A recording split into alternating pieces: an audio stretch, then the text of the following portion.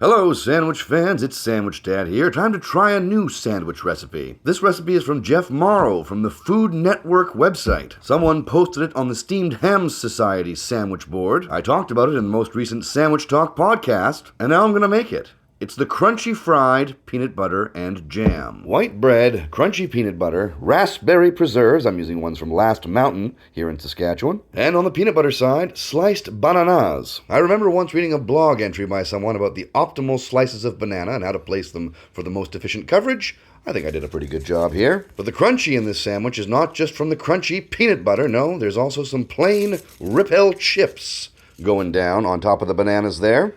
Then we'll put the sandwich all together, but we are far from finished. Let's have a quick look, though, just to see our progress. Chips, bananas, peanut butter, jam, bread. Okay. But now it's batter up. We need to get an egg and some off-brand Cinnamon Toast Crunch. We're to pound the Cinnamon Toast breakfast cereal into crumbs with our fist and dump those back into the container.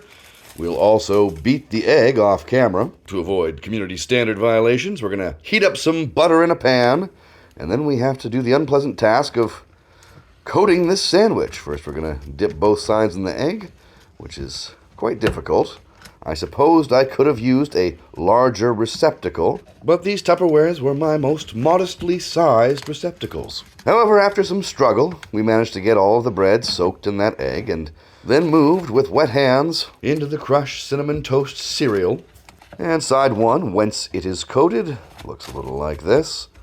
Not ideal, we might have to do that side again, but side two looks okay. So we'll press side one back down, and next step, into that hot buttered pan. Okay. Crunchy peanut butter, potato chips, cinnamon toast crunch fried, flipped. A little dark on that side, but that's okay. My completed version, well, it looks like this. All right, we'll stick handle that in place here. The next step is, say it with me now, cut diagonally and reveal. All right, it's hot, it's crunchy, peanut butter's nice and melty. This could be good. Got a little banana sticking out the end there.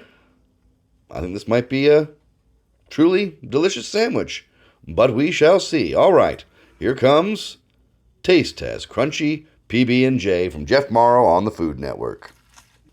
First thought, those potato chips, that crunch holds out very nicely.